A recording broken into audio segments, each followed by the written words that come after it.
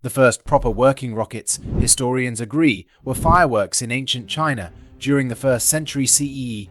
Hollow bamboo tubes, stuffed with a rudimentary fuel of saltpeter, sulfur and charcoal dust, would have made for a cool, noisy projectile to show off. After some time, accounts from the 13th century Battle of Kaikeng report terrifying arrows of flying fire, basically rudimentary Song dynasty rockets raining down on the rampaging Mongol hordes. They struck sufficient fear into Mongol hearts that the nomadic horse folk crafted their own rival rocket weapon. In the late 18th century, the Kingdom of Mysore in present-day southern India developed their own rocket weapon, using sturdy iron tubes to launch projectiles an impressive 2 kilometers. These rockets were used with considerable effect against the British East India Company in battles at Seringapatam in 1792 and 1799. The experience with Mysore, a rocket, eventually led the Royal Woolwich Arsenal to start a military rocket research and development program in 1801 based on the Mysore technology. Several rocket cases were collected from Mysore and sent to Britain for analysis, and by the early 19th century was cheerfully bombarding the upstart American colonies with his clone rockets in the War of 1812. Still, these whiz-bang contraptions had captured the popular imagination, and it wasn't long before bold visionaries were positing a very different application for rockets. In 1861, a Scottish priest and amateur astronomer called William Leach wrote a book called God's Glory in the Heavens, in which he advanced the radical idea that mankind might make a new life out among the stars with the help of this exciting technology. Let us attempt to escape from the narrow confines of our globe and see it from a different point of view. Konstantin Tsiolkovsky, a mild-mannered Russian high school maths teacher, published an early iteration of what's now known as the rocket equation in a 1903 aviation magazine article thrillingly entitled Exploration of Outer Space with Reaction Machines. Took on as an apprentice a young man named Werner von Braun. Von Braun took Oberth's teachings and went on to develop one of the most important rockets in history, the German Aggregat 4, better known as the V2.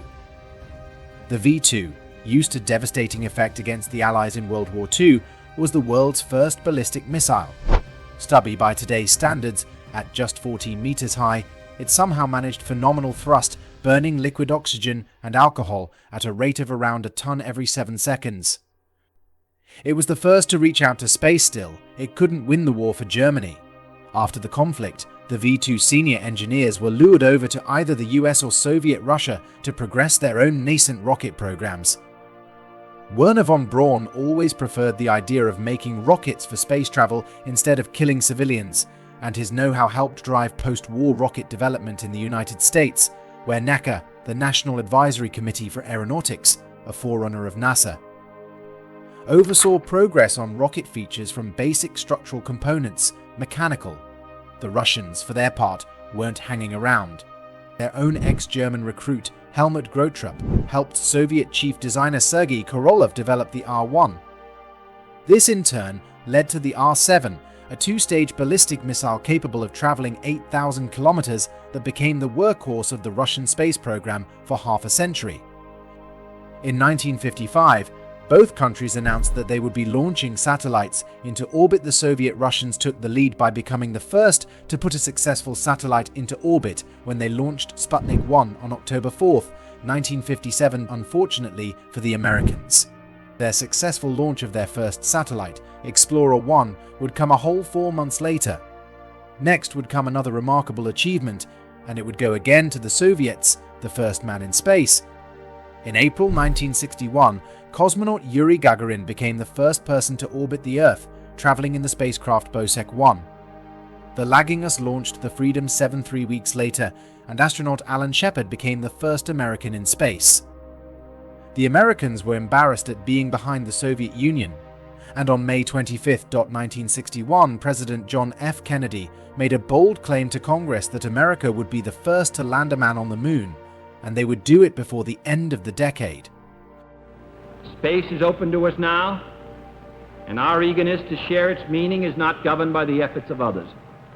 We go into space because whatever mankind must undertake, free men must fully share.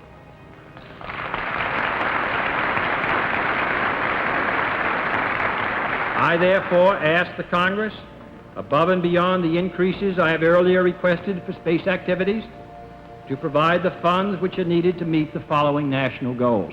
First, I believe that this nation should commit itself to achieving the goal, before this decade is out, of landing a man on the moon and returning him safely to the Earth.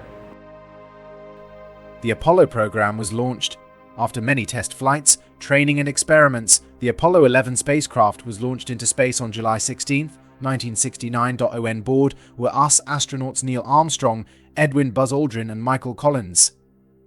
And the lunar module named the Eagle had to be landed manually. Neil Armstrong stepped outside, becoming the first man to walk on the moon. He would say those famous words, "That's one small step for man, one giant leap for mankind." By the 70s, US-Soviet relations improved, and in 1975, a joint program between the two powers called the Apollo-Soyuz mission would send 3 astronauts aboard an Apollo spacecraft and dock in orbit with the Soviet Soyuz vehicle. To be clear, it isn't just the Russians and Americans sending rockets into space inspired by Soviet successes from Sputnik onwards. China has entered the race in a big way too.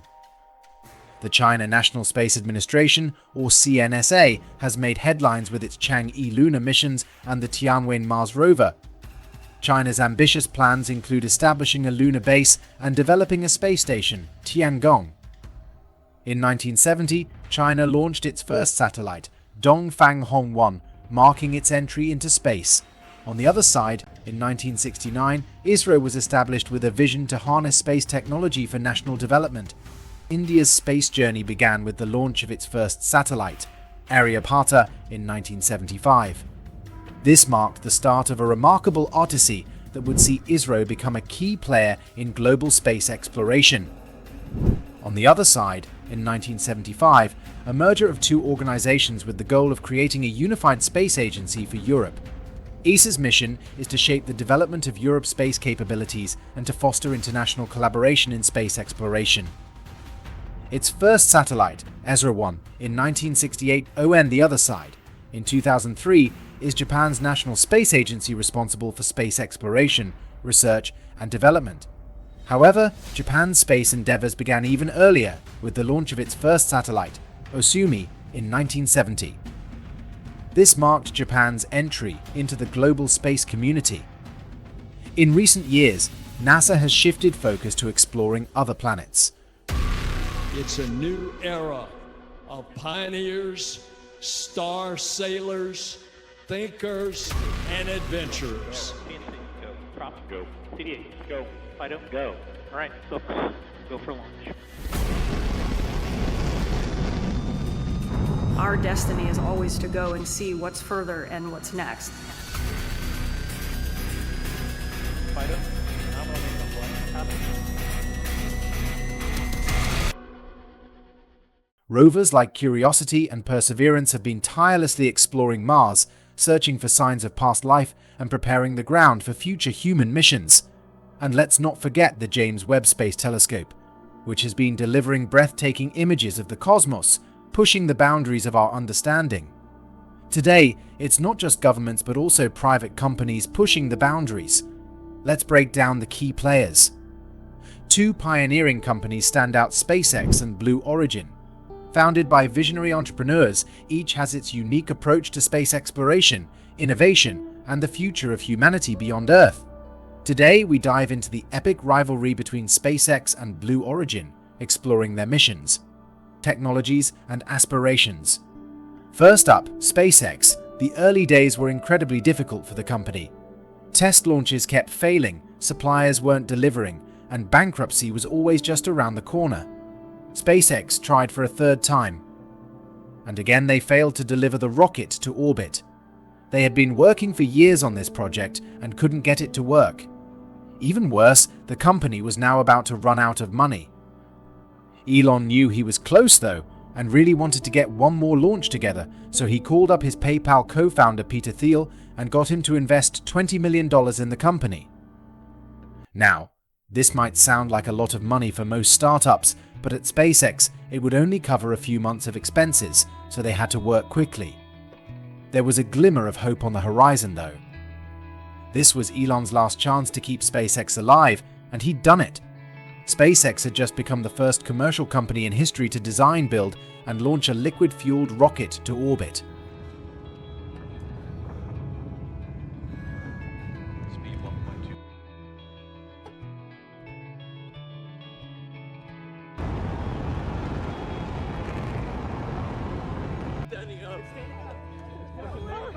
Look at this.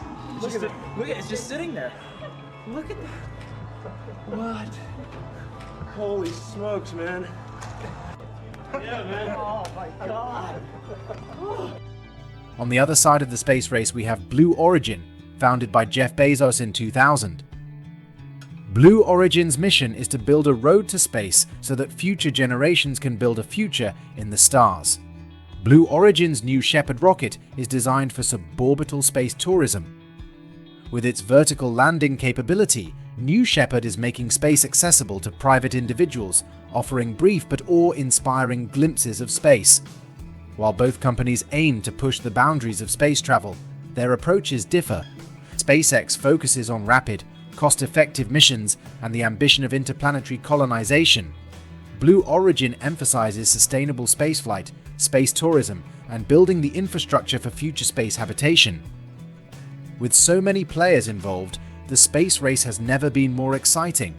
We're witnessing advancements in technology, international collaboration, and ambitious goals that were once the stuff of science fiction.